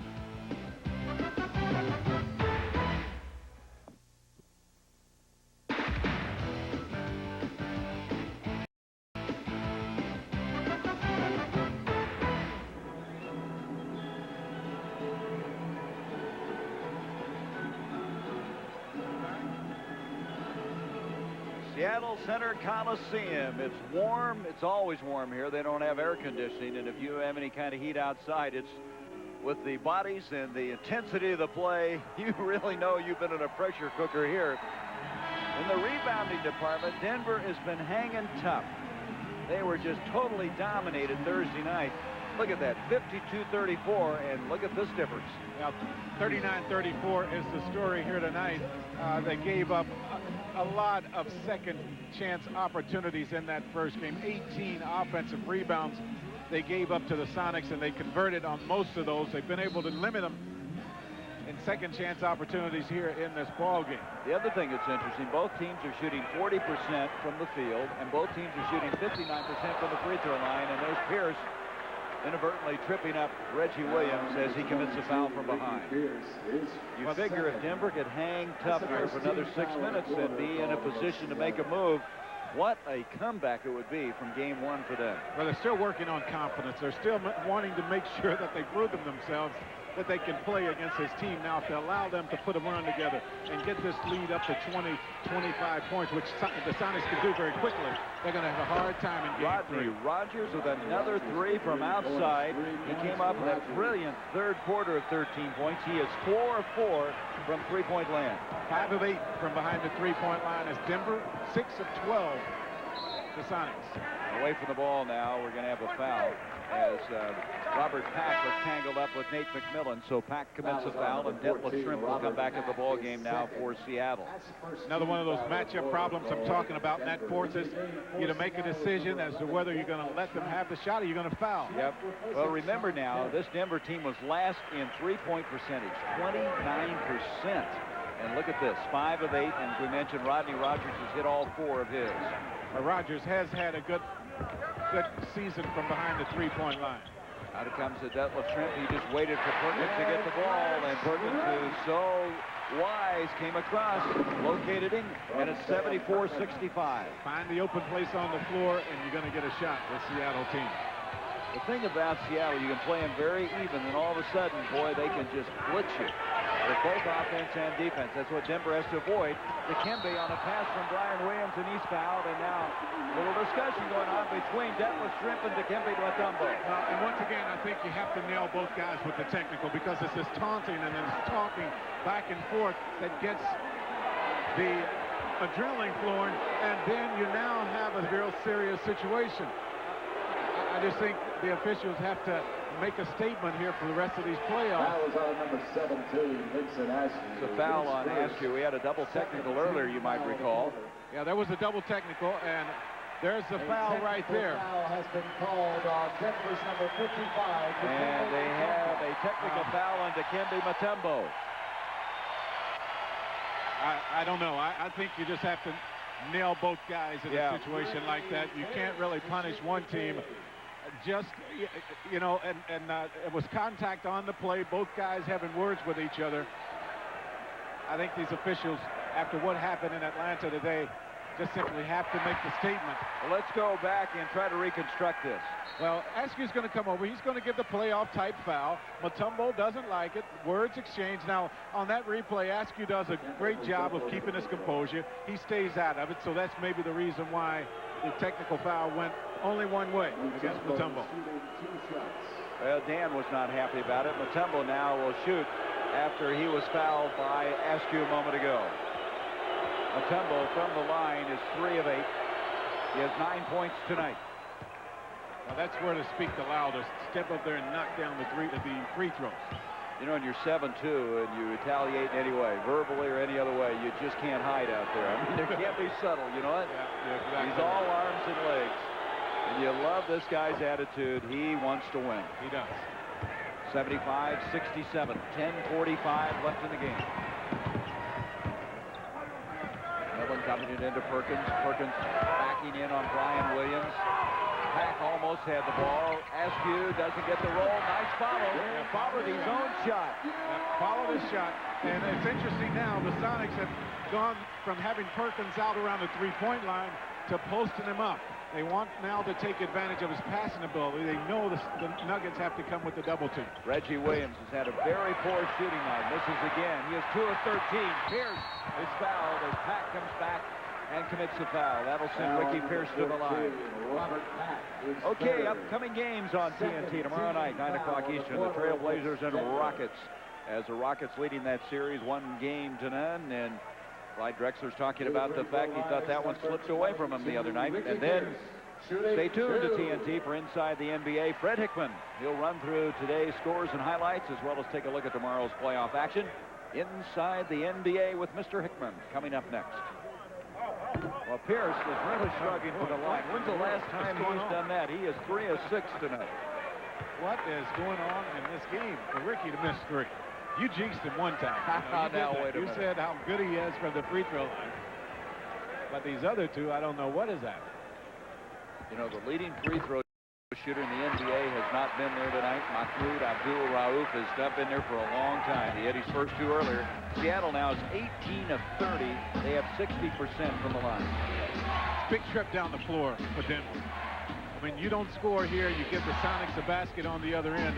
Now you're looking at a crowd that's going to be very loud, and you're going to have to find a way in tough situation to get back in the game. Robert Pack with the open shot. He and Mutombo, the nice two-man game there. It's 78-69.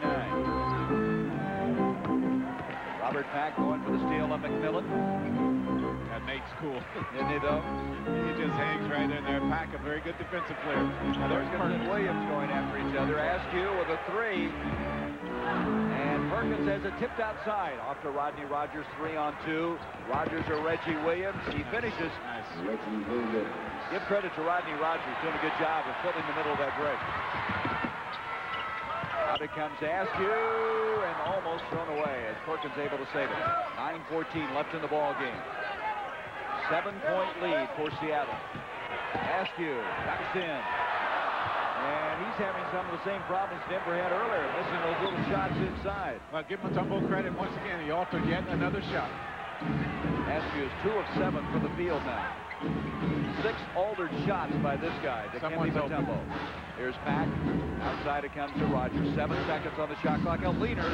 Rebound by Perkins. They got to get back. That's one of the few times they haven't got back defensively, and Detlef Schrempf makes them pay for it. Rodney Rogers commits a foul. We've got a timeout.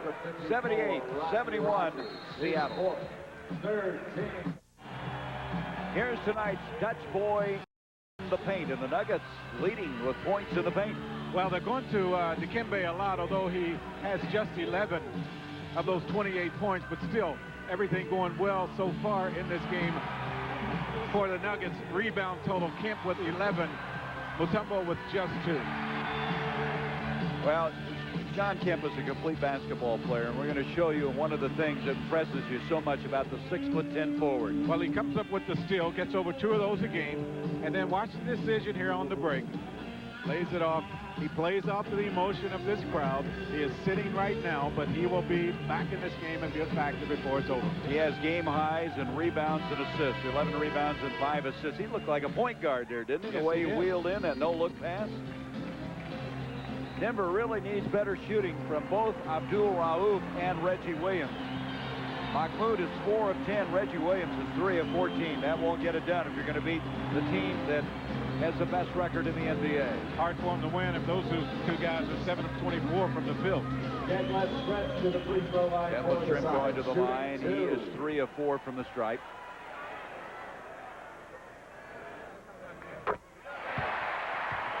Man who came over as an exchange student from West Germany, went to high school here in the Seattle area, played for the Washington Huskies, and this year traded back.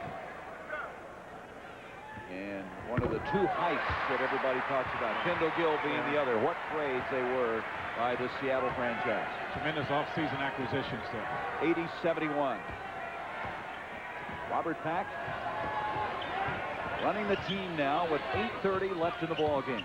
It's amazing how they've been able to do it here in Seattle and stay within the confines of the salary cap. Yeah, they're going to have at least the 11th pick in the first round this year. There's a shot by Bentembi, and Brian Williams, a good effort, just couldn't get it funneled in. Yeah, they're going to get even better. They'll get a lottery pick again. Perkins with 9 rebounds in the ball game. LaFonso Ellis getting ready to come in now. 12 seconds on the shot clock. Out to Ricky Pierce. Kicks it to Nate McMillan. McMillan with a 3. Dikembe with a rebound. That's his 3rd of the ball game. Within 9, Pack trying to cut it with a pass to Brian Williams and a foul by Detlef Schrempf. Pack gives the Sonics some of their own medicine. He has the ability to push the ball up the floor. He's leading this team in assists off the bench and is always looking up the floor. Ellis, you see him checking back into the ball game. And here's Pack. He can push the ball up the floor as quickly as anyone out there. And then he finds Brian Williams with a nice pass. Robert Pack this year started 4 ball games. He signed late. He had a contract dispute, missed the first 13 games, but he energizes his team. You saw that very good pass. Then it comes to LaFonso Ellis, as you mentioned. He just checked in. 7.5 minutes left in the game. 9 seconds on the shot clock. Pack, look at the way he can get up in the air. Nate McMillan to the rebound. Here they come. Nuggets hustling back, but Trent beat him back. You could see that one developing. The Nuggets saw it coming, and they just couldn't get down the floor fast enough to stop it. Well, when you have confidence in your rebounders, if you're a Detlef Schrempf, or if you're Vincent Askew, when you have confidence, or Ricky Pierce in this case, you can afford to leave out. Now look at Pierce. He sprints out knowing that his other teammates will get the rebound. Detlef comes on the other side. So Detlef is back to the line again. He's 5 of 6. Well, he's missed 2 thus far in this 2-game series that we've had. 13 of 14 on Thursday night. Again, Seattle's struggling from the free throw line. I mean, not a clinic from the line by either team. Nope. But still, they're getting a lot more opportunities from the line than is Denver. Same thing happened Thursday night. Right. 10-point lead again now for the Sonics. Look how they extend the defense. You almost run out of any room to operate. Well, you do, and they're forcing the longer passes, and that's where the Sonics take advantage of it. Robert Pack off it goes to Reggie Williams. He needs a shot to go. He will not. You believe that? Reggie Williams now is 3 of 15 tonight. McMillan out to Ricky Pierce. Look at the rainbow. Isn't that something? The way he arced that one up. And timeout by Denver. And Seattle with a 12-point lead. 6:52 to go. Headline News Sports Ticker updates basketball, so you'll always know the score. Seattle has so many weapons, and it shows here the balanced attack. They can come at you from so many different directions. It's just so nice when you don't have to have a big game from offensively from any one particular player. Look at Kemp way down there with just 10 points, but you have 5 guys in double figures. Vincent Askew with the night that leads the offense, and Pierce finds so many ways to score. You have to go out and plan for the jump shot. And he puts the ball on the floor and gets the basket there. Mahmoud Abdul-Rauf has come in. He was on the bench for a long time. Dikembe having trouble and goes to the floor to save it. Well, Dan kind of drops his head over there on the bench because he doesn't want to burn another timeout here. But he did. And they will take the 20-second timeout and not the full timeout. You know, we're talking about Abdul-Rauf. He's played only 23 minutes in this ball game, as Pack seen a lot of the action in the second half of play at the point. Well, see, normally what happens when Pack is having the kind of game he's having running the show, they will bring Abdul-Rauf on the floor also. But the Sonics are so big at the guard position, they can't afford to do that in this game. So here's the timeout called by Dikembe as he goes down, knows he's in trouble, gets the timeout. And so they will burn their 20-second timeout. We have 6:39 left in this ball game. Well, you know, we've mentioned here that while the Nuggets have played very well in this ball game, doing a good job of keeping it close and not getting blown out, for this Seattle team, it doesn't take a lot of time for them to run off a string of points and to build the lead. Now, the Nuggets right now are working on confidence for their next game. It's very difficult for them to win here, but should they get blown out by 20-24 again as they did last game, it's going to be very difficult for them to build off of that. Yeah, they fought the good fight here with 6:39 left, and they don't want one of these games to get away from them. In this quarter, by the way, Denver is only 3 of 9 from the field and shooting only 39% for the game, and I cannot tell you how many point-blank short shots they've missed in this game. If they'd gotten any of those at all, Mahmoud Abdul-Rauf is 4 of 10. He has 10 points. Let's check now the timeout situation as we go down the stretch. For Seattle, Nuggets have only 1 timeout remaining. Sonics have 4 full, a 20, and also a foul to give.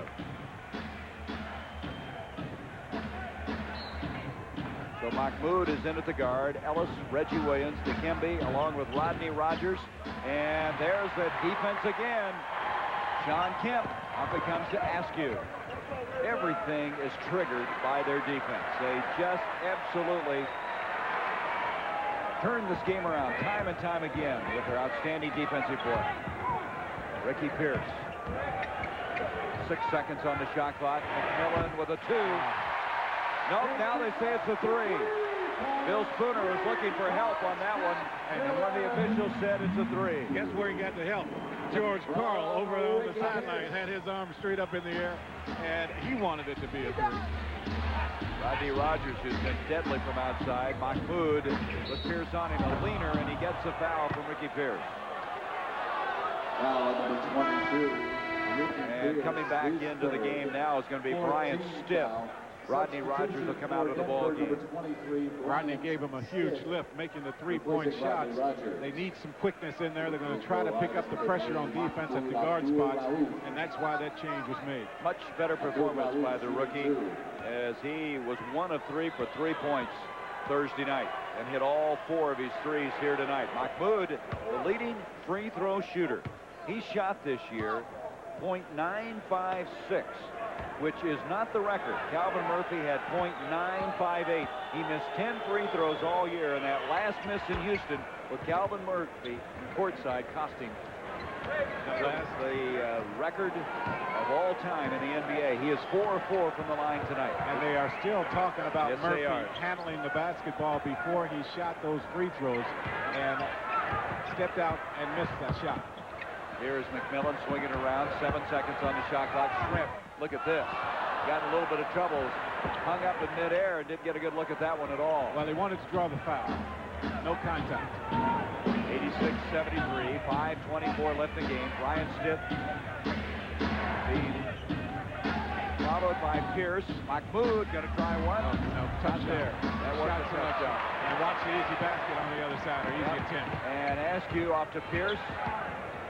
Pierce will bring it back out as we approach 5 minutes left in the game. Back to Pierce from Askew. Kemp And Kemp following over the back. Who's the foul on? It's not on Kemp, I guess. No, it's on Mutombo. What happened is Kemp was up so quickly that he caught Mutombo off guard here. And he grabs the arm as Kemp tried to get the tip to go. Yep, there it is. Right there. That's so the fourth foul on Dikembe. So Sean Kemp will go to the line. He has 10 points, 12 rebounds, 5 assists, and 4 blocks. What other statistical category can you name? You know, it just shows you that this guy doesn't have to score a bunch of points to be effective. He just keeps coming at you. Hasn't played a lot of minutes in this game. Sean Kemp makes it an 87-73 game. 5 minutes left. Mahmoud Abdul-Rauf is 4 of 11 shooting in this ball game. Reggie Williams 3 of 15. Neither one of those guys able to find the mark. Stiff is 3 of 8. So the guards have not shot well. Mahmoud trying to make the change here and hits the 3. For 3 points. 3 points. When you're a shooter, you have to keep putting it up. So what if I have missed 6 or 7 straight? I'm making the next one. And he did that time. That's his attitude. Well, no conscience. All those shooters, the next one's going in, right? You were one of those, I know. I tried to be, but I'm still waiting for that next one. Still waiting for it. Denver 6 of 10 now for three-point land tonight. And Peyton had to have his teammate bail him out, Ricky Pierce, and it's going to be off of Denver. 4:13 left now, and we're going to have a timeout called by Seattle as Rodney Rogers comes back in. Timeout, Seattle. So the Sonics at the 4:13 mark will regroup with an 87-76 lead. Gary Payton went to his first All-Star game this year. He replaced Charles Barkley, who could not play because of an injury. And here's his numbers: 15 points, 4 assists, and 2 steals. And on the front of Sports Illustrated, the MVP of the Sonics, according to Coach George Karl. And according to Charles Barkley, he says he's the MVP of the whole league, talking about Peyton. And I was talking to George Karl before the game, and I said, Peyton says you understand him. He says, yeah, we both had a little of that hot dog in us. He's talking about he was a little bit of a hot dog when he played at North Carolina. Yes. So they are on the same wavelength, I guess, once in a while, having a lot of fun. Mutombo forces another miss. The Nuggets have done a good job protecting the basketball. You have a team here in Seattle that averages almost 13 steals a game. Oh, Mutombo runs into Kemp, and boom, down he goes. He looks like a dazed boxer who went down for the count as Sean Kemp committed his third foul. Sam Perkins coming in. Again, let's look at the action throughout the NBA and the playoffs. A lot of emotion in these games. Utah and San Antonio, Dennis Rodman picking up flagrant fouls, ejected from that ball game, and then Indiana making it 2-0 against Orlando. What a game they had. Larry Brown's done such a remarkable job, and then they had the rumble in the Omni. Eventually Atlanta able to pick up a win, and Lenny Wilkins' team now even at 1. I was going to talk to you about the steals. 13 steals a game over the course of the season for the Seattle Supersonics. They have just 6 here, so the Nuggets have protected the basketball. There's a heads-up play by LaFonso Ellis after the miss. 87-79, they're within 8. Well, they're keeping it close enough. Keeping it close enough. If you can keep this thing close for the next minute or so, you make a little push at the end, you might be able to steal one. Ellis now with 13 points and 11 rebounds. Into Kendall Gill, he's in low on Brian Stiff. Out it comes now to Mahmoud. Ellis, who runs the floor so well, kicks it back out. 3:27. Mahmoud lost it. John Kemp goes to the floor, and Ellis will get a piece of it, and they'll jump it up. You know, one thing about Abdul-Rauf, he lost a whole bunch of weight. You look at him right now, he looks almost frail. Yep. And just a little bit of contact now with this guy forces him to at least fumble the basketball. He might need to put some weight back on to become as effective as he can be.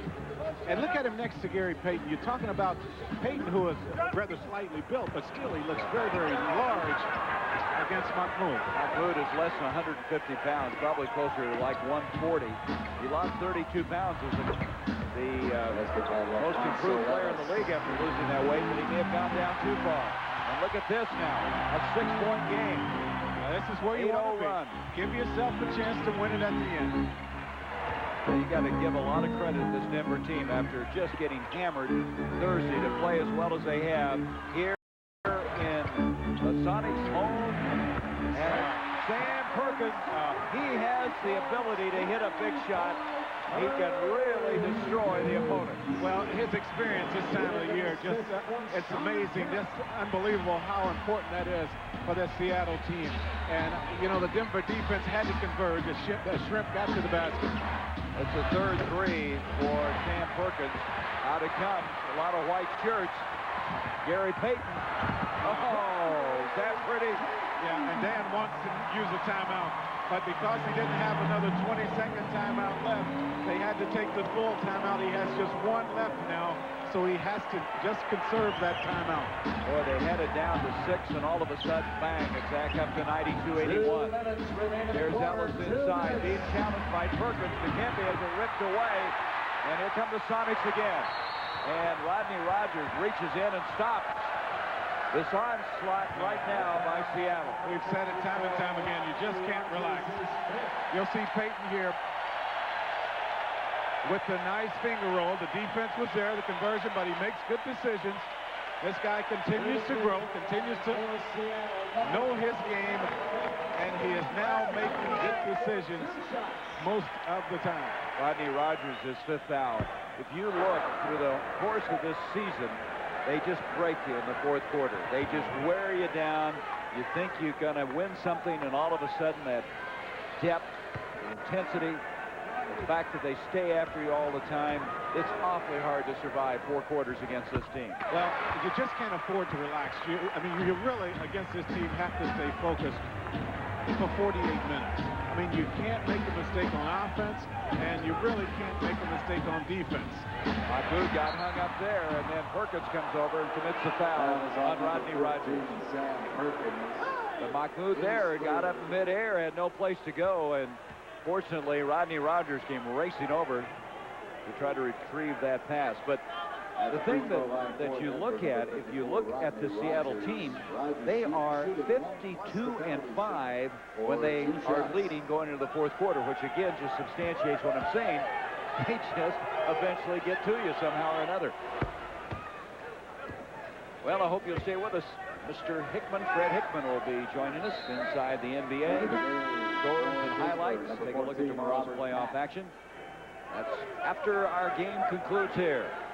As Pack will come back in, Mahmoud will check out of the game. Rogers, by the way, has 17 points, all of them coming in this 2nd half. Well, you hear the crowd screaming, sweep, sweep, but it's not as emphatically as it would have been had there been another game like they had in Game 1. I think they are a little bit more concerned about this Denver team after what we have seen here tonight. Well, they should be. It's tough to win them at Nichols Arena. Denver was 28-13 at home. Beat the Sonics twice there. And that high altitude factor. Here is Perkins running one-hander. Blows it up, blocked by Dikembe. And Brian Stiff comes out of there. 5 blocks now from Mutombo. 1:16 to go. Payton, good job on defense. Now, Pack needed to shoot that one. And off it comes to Ellis. 13 seconds on the shot clock. Rogers again. He's trying to get his 5th 3 of the night. Perkins saves it. I mean, why not go for the 3? You take the ball into traffic, and that percentage drops down an awful lot there. And the Nuggets, while they have hung tight. There's a traveling call. By the way, that rebound a while ago for Sam Perkins was his 11th of the night. You'll see Perkins right here. Rogers gets the shot from behind the 3-point line, and he goes up and grabs it. Talked about his experience this time of the year coming to the forefront for Seattle. Mahmoud will come back in. Stitt will check out. So they have Pack, Ellis, Abdul-Rauf, Dikembe, and Rodney Rogers. 49 seconds left in the ball game. Well, they did a better job tonight rebounding. They've been out-rebounded 51-43 after being destroyed Thursday. And Ellis with a long 3 from outside. 3 points, Ellis. Ellis, just before the end of the regular season, led the Nuggets in scoring 4 straight games. And then had a little problem with an injury and did not play with a very final game, as this will be back to Seattle with 30.6 seconds left. And you can hear the sweep in the background. But still, it's a kind of faint. Yeah, it's not quite with the authority it might have been after what happened Thursday night. There's a foul as Kemp tries to go inside. Foul is on number 55, Dikembe Mutombo. Mutombo picks up foul number 5 here, but they put the guy on the line that they wanted there, and that is Sean Kemp. 74%. He has improved from the free throw line. Plus the penalty shot for 2 shots. What they need now is one of those Rodney Rogers 3 threes in 8 seconds. Think they could pull that off again like you did earlier this year against I don't know. That might be a little too much to ask. Maybe too much against this team. Sean Kemp now from the free throw line is 4 of 6. He has 12 points, 12 rebounds, 6 assists, 4 blocks. In the first game, he had 16 points and 9 rebounds. 95-85. Mahmoud Abdul-Rauf can't get it. Dikembe with the rebound. Mahmoud will try it again. Still not there. Well, and that might be, once again, an indication of his slight build. You see those shots coming up short right now, hitting the front of the rim.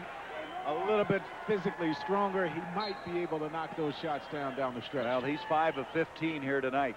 Then it comes to Dikembe. So he's not had very good shooting nights. He was 3 of 12 Thursday and 5 of 15 tonight.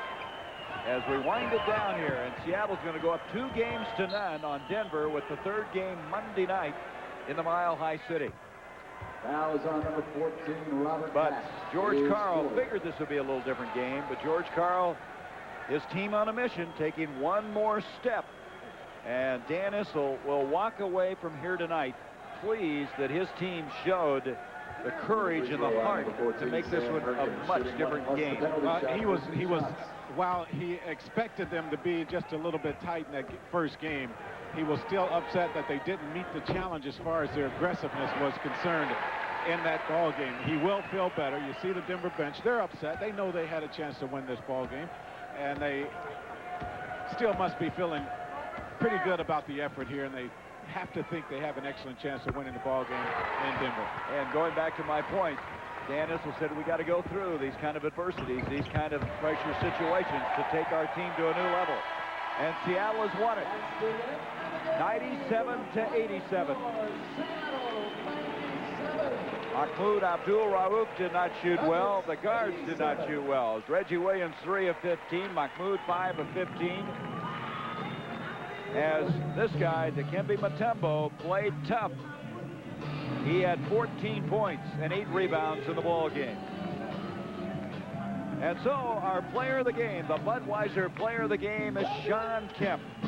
13 points, 12 rebounds, 6 assists, and 4 blocks. And Budweiser will donate $1,000 on behalf of Sean Kemp to the United Negro College Fund. So Kemp, who went to his 2nd straight All-Star game this year, again with a powerful performance here. 97-87, Seattle.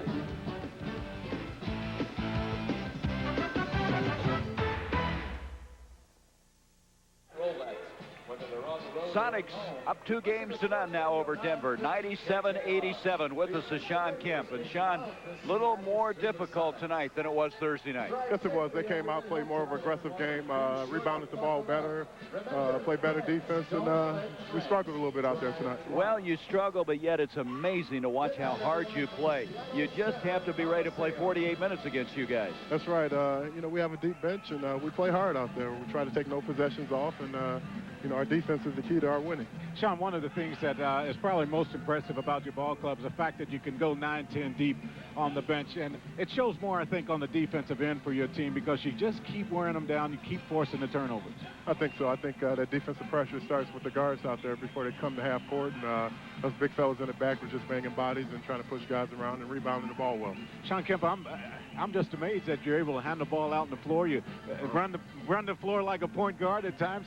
Here's an opportunity to see you in action right here. It's amazing, though, when you have your big guy like yourself, 6'10", and you're able to handle the ball and do things that you do? Well, I enjoy doing that. I enjoy, you know, not only scoring points, but rebounding and getting the ball to some scorers on our team. You know, I think that's a part of my development in the last couple of years. I've been able to improve the ball handling, well, let's show more of your game here. Here's a tip-in. You had the complete package here tonight. Watch this follow play. You get the tip right here over the back. Mutombo wanted to foul. Your energy, you play off this crowd, and I know you'll say that this crowd is a huge part of what's happening with this team right now. Oh, I think so. I think a lot of our improvement came from the crowd. Once the crowd came to the game and started cheering for us, you know, it motivates you as a player. That's what you want. You want the community to come here and support you.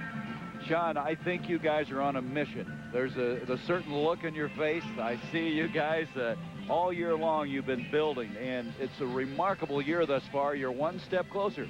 I think so. I think, you know, last year was kind of a development year for us. You know, we struggled with that last game in Phoenix, but over the summer we thought about it and came back this year and tried to stay consistent, and I think that's the most important. I heard in the background, sweep, sweep, sweep. Did you hear that? Oh, yeah. We hear sweep, but, you know, in the playoffs, you got to take one game at a time. If we can go to Denver and sweep and get some rest, I think it'd be good for us. Sounds just like a coach, Sean. Thank you very much. All right, thanks for having me. Okay.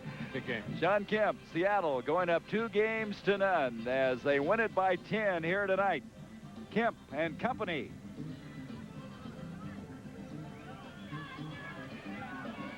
Let's go now to Ernie Johnson in Atlanta.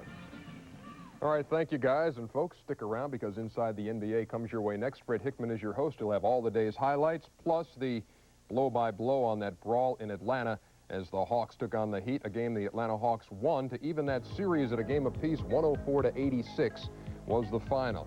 Utah tied things up with San Antonio, a 96-84 win over the Spurs, who had a dreadful cold streak in that game in which they went 0 for 25 in a 16-minute stretch.